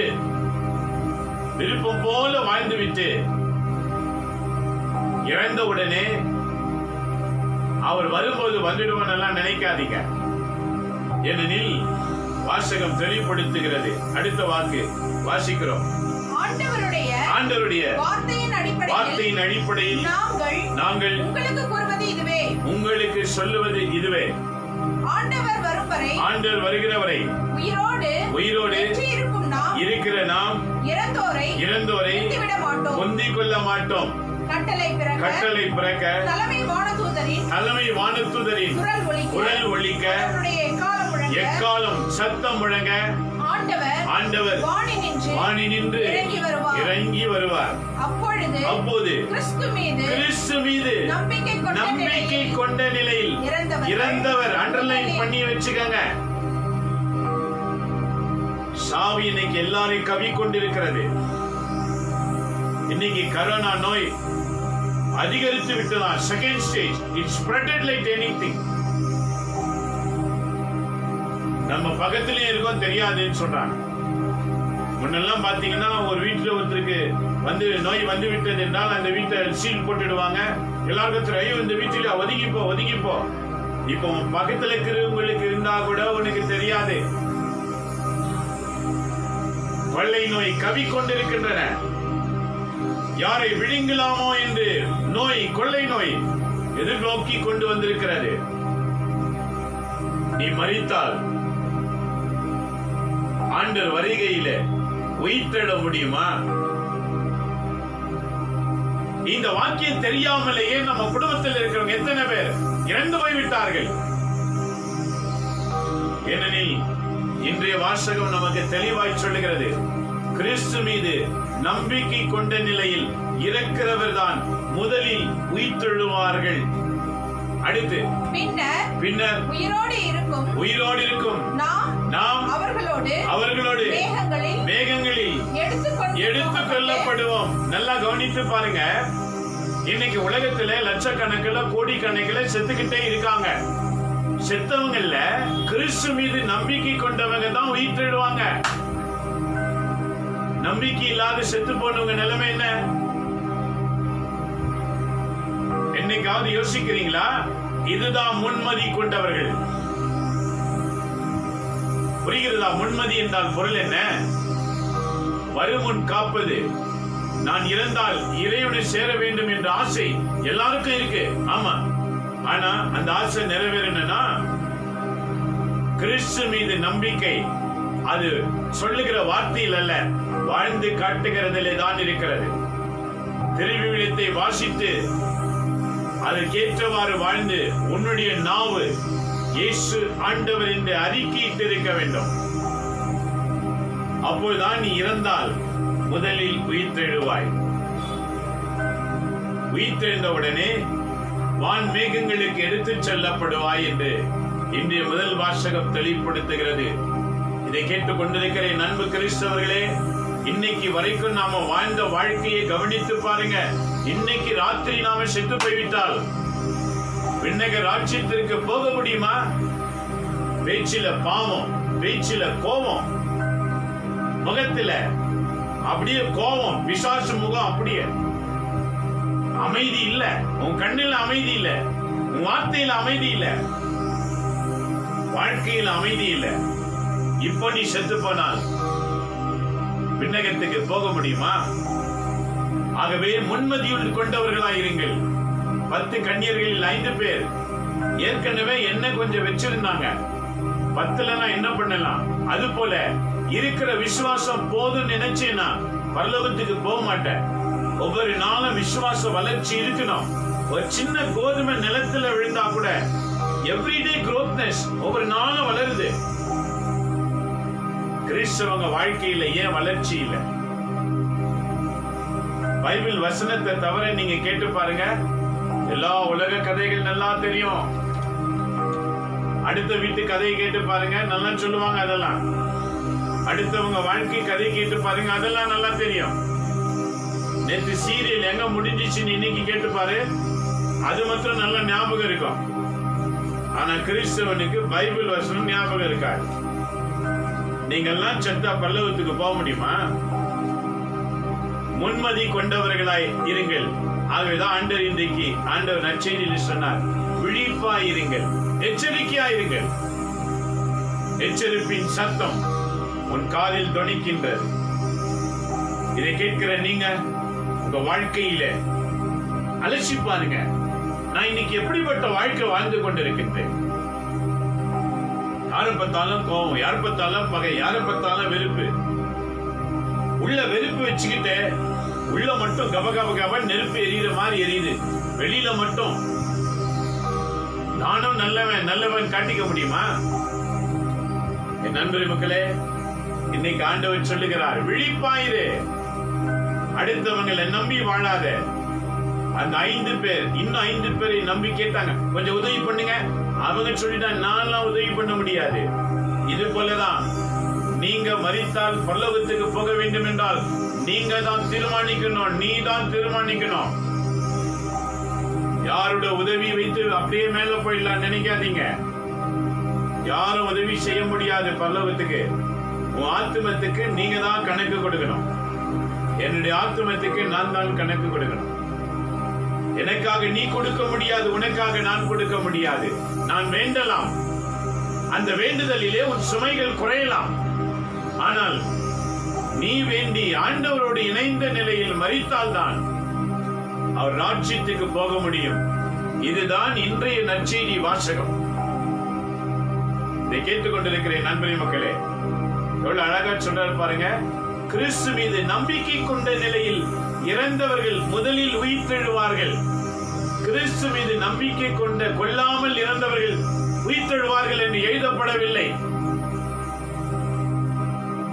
நம்பிக்கை கொண்ட நிலையில் இறந்தவர்கள் தான் உயிர்த்தெழுவார்கள். ஆக நீ யாரை நம்பி வாழ்கிறாய்? உன் வாழ்க்கையிலே நம்பிக்கைக்குரியவர் ஒரே ஒருவர், அவர் இயேசு மட்டும்தான். அவருடைய போதனைகள், அவருடைய வார்த்தைகள் நமக்கு அமைதியை கொடுக்கும். அவருடைய வார்த்தைகள் பிரிந்திருக்கிற நம்மை ஒன்று சேர்க்கும். அவருடைய வார்த்தைகள் பிறரோடு பாசத்தை கொடுக்க சொல்லும். அவருடைய வார்த்தைகள் ருசிக்க ருசிக்க தீமை விட்டு விலக்கிவிடும். அவருடைய வார்த்தைகள் உலகத்தில் வாழ்கிற எல்லா ஜாதிக்கும் உதவி செய்யணும்னு சொல்லலாம். அது இயேசு ஒருவர் மட்டும்தான் சொல்லுகிறவர். சகல ஜாதிகளை நேசிக்கிற ஒரே ஒருவர் அவர் இயேசு மட்டும்தான். சகல மொழிகளை நேசிக்கிறவர் ஒரே ஒருவர், அது இயேசு மட்டும்தான். ஆகவேதான் கிறிஸ்தவர்கள் பல மொழிகளிலே உலகத்திலேயே நிறைய மொழிகளில் எழுதப்பட்ட ஒரே புத்தகம் பைபிள், திருவிழியம் மட்டும்தான். வேற எந்த புத்தகமும் இன்னைக்கு எழுதப்படல. உலகத்தில் இருக்கிற எல்லா மொழிகளிலும் மொழிபெயர்க்கப்பட்ட ஒரே புத்தகம் one and only, it's a Bible. It's there in all the languages in this world. Why? This is given by the God. God is written the word how to live in this world. கடவுள் நமக்கு கொடுத்து இதை படிக்கிற ஒவ்வொருவருமே தன் வாழ்க்கையை மாற்றி வாழ வேண்டும் என்பதற்காய் கடவுள் கொடுத்த புத்தகம். ஆகவேதான் இந்த பைபிள் இன்னைக்கு பல மொழிகளிலே மொழிபெயர்க்கப்பட்டிருக்கிறது. வேற எந்த புத்தகம் இருக்குதா? அப்படி இருக்கலாம், அது இதோட குறைவான மொழியில தான் இருக்கும். நண்பரே மக்களே, ஏன் தெரியுமா? கடவுளின் வாக்கு மனிதனுக்குள் நுழைய வேண்டும். இதை படிக்கிறவன் பாவத்தை விட்டு விலகுவான், பகை செய்ய மாட்டான், சண்டையிட மாட்டான், கோபப்பட மாட்டான், அனைவரையும் நேசிப்பான். இந்த செயல் செய்யதான் பைபிளை படிக்கணும். ஆகவே முடிக்கும் போது எப்படி முடிக்கிறார் பாருங்க. ஆகவே பின்னர் உயிரோடு எஞ்சி நிற்கும் நாம் அவர்களோடு மேகங்களில் எடுத்து போகப்பட்டு வான்வெளியில் ஆண்டவரை எதிர்கொள்ள செய்வோம். இவ்வாறு எப்போதும் நாம் ஆண்டவரோடு வெறும் வாயில பிதற்றன் ஆவாது, வாழ்ந்து காட்ட வேண்டும். வாழ்ந்து காட்டும் போது அந்த வாழ்க்கையின் பயணம் நமக்கு பல பிரச்சனைகளை கொண்டு வரலாம். ஏனெனில் உண்மைக்கு எங்கேயுமே இடம் கிடையாது. உண்மை எங்க பேசினாலும் உண்மை பேசுறவங்களை வச்சுக்க மாட்டாங்க. அதற்காக உண்மை பேசாமல் இருக்கக்கூடாது. உண்மையின் முழு உருவம் இயேசு. இயேசு எவருக்குள் இருக்கிறாரோ அவங்க பேச்சில உண்மை, வாழ்க்கையில உண்மை, சேவையில உண்மை, அவங்க வாழ்ந்து காட்டுகிற அநேகருக்கு ஒரு உதாரணமாய் இருக்கிற வாழ்க்கை வாழதான் இறைவன் கிறிஸ்தவர்களை நேசிக்கிறவர்களை இந்த பூமியில உருவாக்கி வைத்திருக்கின்றார். பலர் பெயர் அளவிலே கிறிஸ்தவர்களாய் இருக்கலாம், பலர் குணவடிவிலே கிறிஸ்தவர்களாய் இருக்கின்றார்கள். பலர் பெயரை மாற்றாமலேயே தன் குணங்களையும் சேவைகளையும் மாற்றி நல்ல கிறிஸ்தவர்களாக உண்மையுள்ளவர்களாக பூமியில் வாழ்கிறார்கள். ஆக உண்மையுள்ளவர்கள் எந்த ஜாதியில இருந்தாலும், உண்மையுள்ளவர்கள் எந்த மொழியை பேசினாலும் அவங்க ஆண்டவரின் மறு உருவம் என்று சொல்லுகிறது. அவங்க அத்தனை பேரும் ராஜ்யத்துக்கு செல்லுவார்கள். உண்மைதான் இயேசுவின் பெயர். நீங்க நினைச்சுக்காதீங்க இயேசு தான் ஒரே பெயர். ஆண்டவர் வாய் திறந்து சொன்னார், என் பெயர் உண்மை.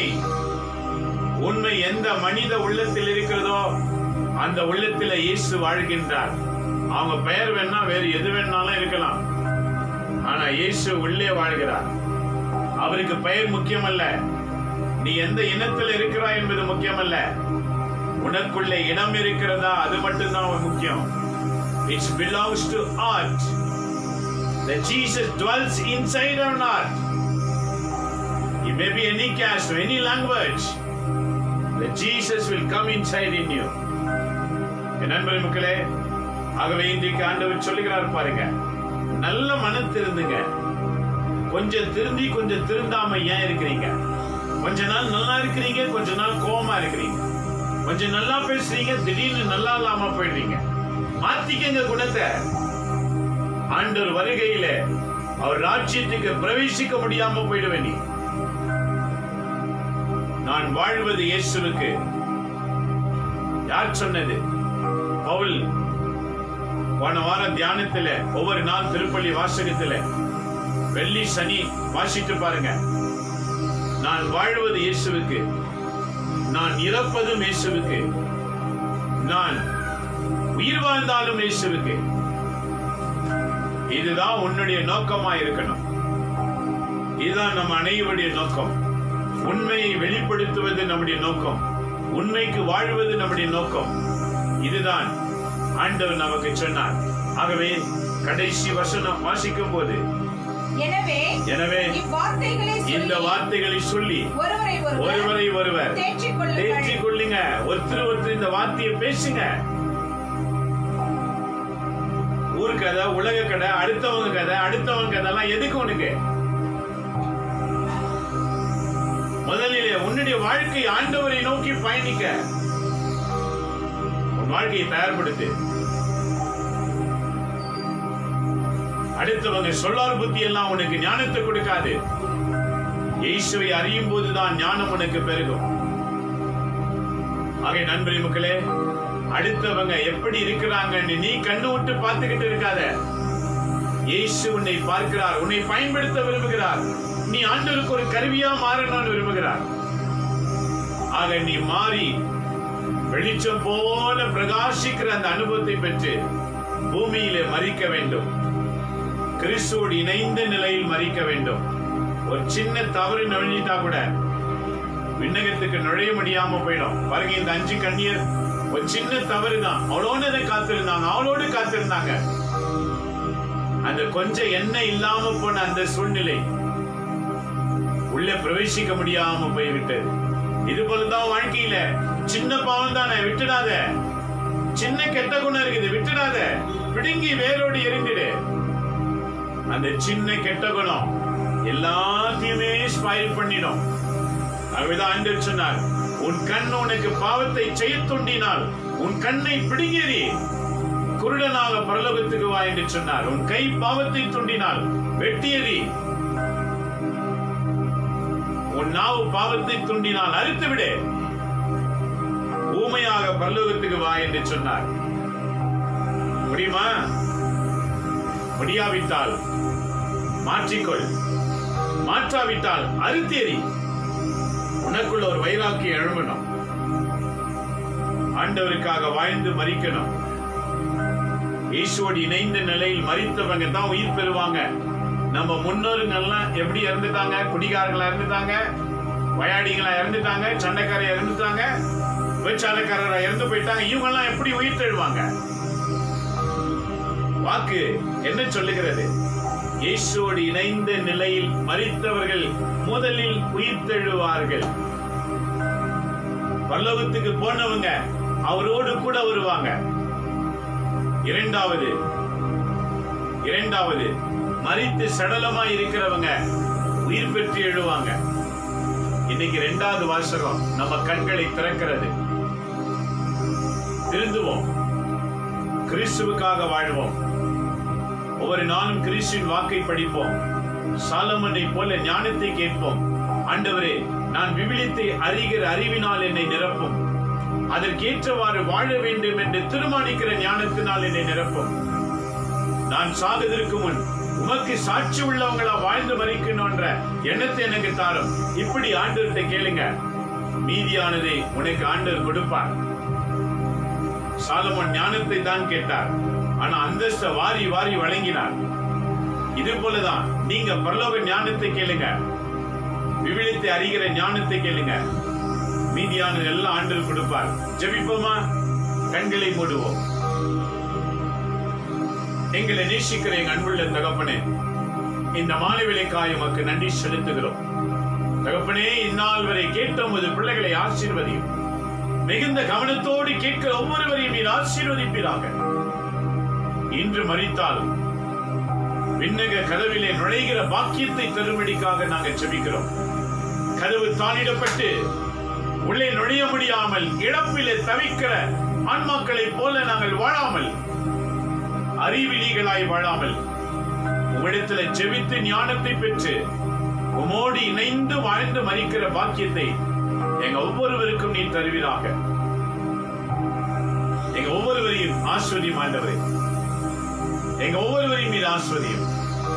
எங்கள் வாழ்க்கையிலே நாங்கள் புதிய அனுபவத்திலே வாழ உதவி செய்யும். உடைய வாக்கின்படி வாழும்படி எங்களுக்கு உதவி செய்யும். உடைய வாக்குறுதிகளை நிறைவேற்றுகிற ஞானத்தினால் எங்கள் ஒவ்வொருவரையும் நிரப்பீராக. என்னோடு ஜெபிக்கிற ஒவ்வொருவரையும் ஆசீர்வதியும் ஆண்டவரே. எல்லா தீய குணங்கள் இயேசுவின் பெயரால் இப்போதே சிந்தனையிலிருந்து, உடலில் இருந்து, உறுப்புகளில் இருந்து இயேசுவின் பெயரால் வேரோடு பிடுங்கெறியப்படுவதாக. புதிய அறிவாற்றினால் பயணிக்கட்டும். புதிய அறிவினால் நிரப்பும். புதிய ஆற்றலினால் நிரப்பும். இனி நான் வாழ்வது இயேசுவுக்காக என்ற எண்ணத்தை ஒவ்வொருக்குள்ளும் புகட்டுவீராக. உண்மையாய் வாழ்ந்து, உண்மையை அறிந்து, உண்மைக்கு சான்று பகிர்கிற ஞானத்தின் ஒளி உள்ள மக்களாக வாழ எங்கள் அனைவரையும் காத்துக் கொள்வீராக. இவை அனைத்தும் எங்கள் ஆண்டவர் இயேசுவின் பெயரால் அர்ப்பணிக்கின்றோம். தொலைவான தேசத்திலிருந்து பார்க்கிறவர்களை ஆசீர்வதியும். ஆசீர்வதியும் ஆண்டவரே. ஜாஃப்னா பகுதியிலிருந்து பார்க்கிற இந்த பிள்ளைகளை ஆசீர்வதிப்பீராக. ஆசீர்வதியும் ஆண்டவரே. உம்முடைய கரம் இந்த நிலையில் தொடுவதாக. காத்துக்கொள்ளும் ஆண்டவரே. நீர் ஆசீர்வதித்து வழிநடத்துவீராக. யுஎஸ்ல இருந்து பார்க்கிற பிள்ளைகளை ஆசீர்வதிப்பீராக. ஒரு பெரிய மாற்றுதல் அங்கிருந்து உருவாகும்படிக்காக நாங்கள் செபிக்கின்றோம். அங்க இருக்கிற ஒவ்வொரு பணியாட்களை புதிதாக எழுப்பீராக. இத்தாலியில் இருந்து பார்க்கிற பிள்ளைகளை ஆசீர்வதியும். அங்கு ஒரு பெரிய எழுப்புதல் உண்டாகட்டும் ஆண்டவரே. ஒவ்வொரு நாடுகளை நினைக்கூர்ந்து நாங்கள் செபிக்கிறோம். Singapore, Malaysia, Australia, Canada, Switzerland, Germany, பல பாகங்களுக்காக நாங்கள் செபிக்கிறோம். ஸ்வீடனுக்காய் செபிக்கிறோம். ஆசீர்வதியும். ஆக்லாண்டுக்காய் செபிக்கிறோம். ஆசீர்வதியும். தேசத்தின் மூலை மூலை பகுதிகளிலே உம்முடைய வல்லமை இறங்கி உமது பிள்ளைகளை எழுப்பீராக. ஆசீர்வதியும் ஆண்டவரே. ஈராக், ஈரானுக்காய் செபிக்கிறோம். இஸ்ரேலுக்காக செபிக்கிறோம். ஆண்டவரே, நீர் ஆசீர்வதியும். ஆசீர்வதியும் ஆண்டவரே. இந்த பகுதியில் இருக்கிற சவுதி அரேபியா மக்களை நீர் ஆசீர்வதியும். ஆண்டவரே, உம்முடைய கரம் கூட இருப்பதாக. கர்த்தரில் இருக்கிற பிள்ளைகளை ஆசீர்வதியும். அந்த இடத்துல ஜெபிப்பதற்கு கடினமாக நேரங்கள் ஆசீர்வதிப்பீராக. உயர்த்தும் ஆண்டவரே. இன்னைக்கு ஆராதனை காண முடியவில்லையே, திருப்பலி காண முடியவில்லை என்று கவலைப்பட்ட பிள்ளைகளை ஆசீர்வதியும். இந்த நாளிலிருந்து ஆன்ம கண்கள் திறக்கப்பட்டு உம்முடைய விவிலியத்தை படித்து அறிவு பெற்றுக் கொண்டு வாழ அருள் தாரும். We surrender each and every one to you, God. Bless abundantly all the nation leaders, all the nation people. We remember right now more than 700 crores of people are there in this world, Lord. We remember each and every one and surrender to you, God. Bless and change their life, Lord. Let them live according to your will. Lord, we surrender everyone. You receive it, Lord Jesus. எங்கள் அனைவரையும் ஏற்றுக்கொண்டு வழிநடத்துவீராக. எங்கள் ஆண்டவர் இயேசுவின் பெயரால் வேண்டி உமது ஆசீரை நாங்கள் அனைவருமே பெற்றுக் கொள்கிறோம் எங்கள் நல்ல பிதாவே. ஆமென், ஆமென், ஆமென். இயேசுவில் அன்பான இறை மக்களே, மறந்துடாதீங்க.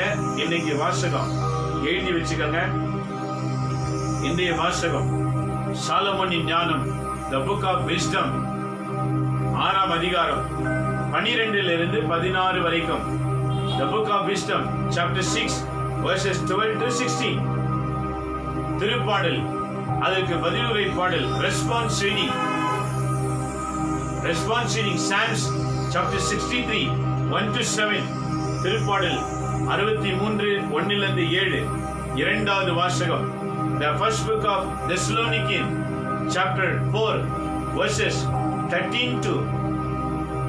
from 13 to 18. 1 தெசலோனிக்கேயர் 4ஆம் அதிகாரம் 13 to 18 வரைக்கும். Today's gospel reading, இன்றைய நற்செய்தி வாசகம், மத்தேயு 25ஆம் அதிகாரம் 1 to 13 வரை. Matthew chapter 1, verse 1, chapter 25, verse 1 to 13. என் நண்பரே மக்களே, நல்லா கவனமா வச்சுக்கோங்க. திரும்ப படிங்க, மறுபடியும் படிங்க. ஆண்டவர் உன் அறிவு கண்களை திறப்பார். சாட்சியா இருங்க. இதே நிகழ்ச்சி யூடியூப்ல இருக்கிறது. தயவுசெய்து அதுல ஷேர் பண்ணி உங்க நண்பர்களுக்கு அனுப்புங்க. சப்ஸ்கிரைப் பண்ணுங்க. நிறைய பேர் சப்ஸ்கிரைப்னா பணம் நினைச்சுக்கிறாங்க. பணம் கிடையாது. நீங்க யூடியூப் திறந்த உடனே யூடியூப்ல டாக்டர் பிலிப் மரியான் அப்படின்னு நீங்க போட்டீங்கன்னா எல்லா வீடியோஸ் வரும். அப்ப அந்த வீடியோ திறந்த உடனே அந்த ரெட் கலர்ல சப்ஸ்கிரைப் அப்படின்னு இருக்கும். அதை கிளிக் பண்ணுங்க. அது சில வினாடிகளிலே பக்கத்துல ஒரு பெல் பட்டன் வரும். பிராக்கெட் போட்ட பெல் கிளிக் பண்ணுங்க. அப்பதான் நீங்க சப்ஸ்கிரைப் பண்ணா நீங்க நான் நிகழ்ச்சி நடத்தின உடனே உங்களுக்கு வந்துடும். நீங்க வீட்டில் இருந்து பார்க்கலாம். சப்ஸ்கிரைப் பண்றவங்க வீட்டில் இருந்து இந்த நிகழ்ச்சியை பார்க்கலாம் நேரலையாக. ஆகவே உலகம் எங்கிலும் வாழ்கிற மக்களே, சப்ஸ்கிரைப் செய்து நேரலை நிகழ்ச்சியை காணுங்கள். இறைவன் உங்களையும் உங்கள் வீட்டாரையும் ஆசீர்வதிப்பார். மீண்டும் நாளை காலை திங்கட்கிழமை 7:30 சந்திப்போம். We'll meet tomorrow morning 7:30 a.m. Until that, God bless you. எல்லாம் வல்ல இறைவன், தந்தை, மகன், தூய ஆவியின் பெயராலே ஆமென்.